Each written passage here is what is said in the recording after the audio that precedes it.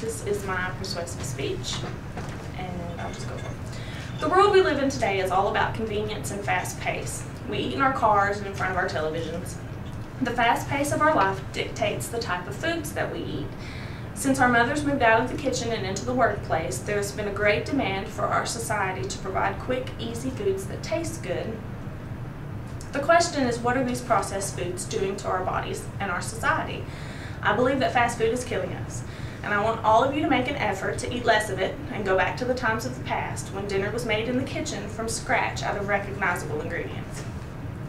When was the last time you looked at the nutrition label for information other than calorie content? Chances are, if you're not stricken with an allergy or ailment, you don't. I know I didn't. A couple of years ago, I got pregnant with my first child and developed a serious hypertensive disorder that was characterized by lots of swelling. One of the solutions to the swelling was that I was supposed to closely monitor and regulate my sodium consumption. I started looking at the nutrition labels of everything that we bought. I was amazed at how much salt I was putting into my body.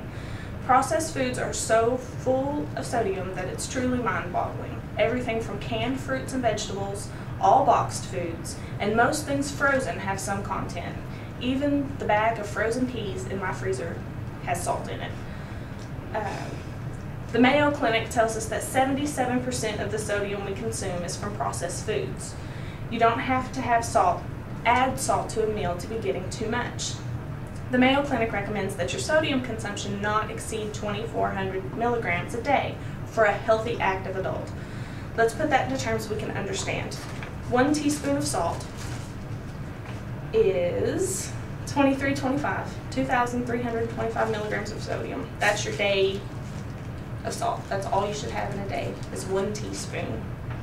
One Banquet brand chicken pot pie contains 1,000 milligrams of salt.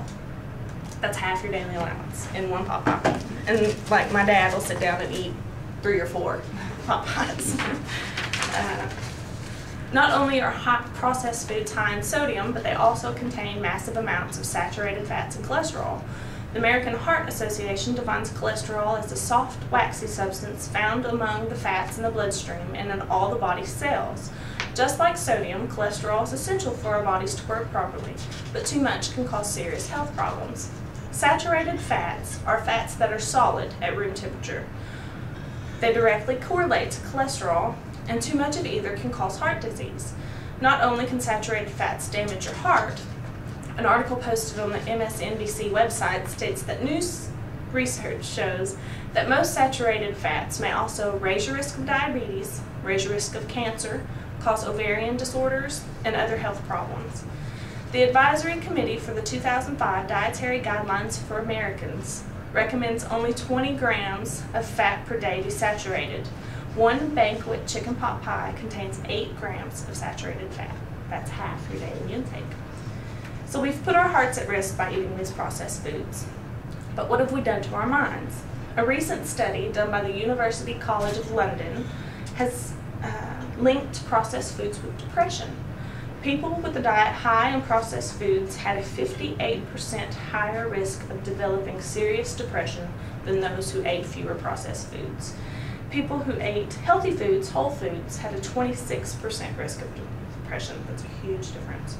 One obesity expert has gone so far as to call processed foods toxic because of the industry's need to add sugar to things that don't normally add sugar. If you were to make bread at home, it would be flour, salt, yeast, water, maybe some fat, egg, possibly. In the sliced bread that we buy at the store, I think it's like the 4th ingredient is sugar. And if you made it at home, you wouldn't put it in there, but since they're making it in the factory, yeah, buddy. Whole foods are foods that are in a natural state, corn on the cob or an apple. The benefits of these foods is that the vitamins, minerals, and fibers are as they should be. It's the difference between a chicken nugget and a chicken breast. The breast doesn't have the chemicals or additives that you would put into a nugget. There are many things that are added to processed foods that we just don't know how they are affecting our bodies. The chemical additives, the preservatives, there's no way to know what it's going to do 4 generations from now. We are a sick nation of diabetics, heart disease patients, obese people with strange cancers.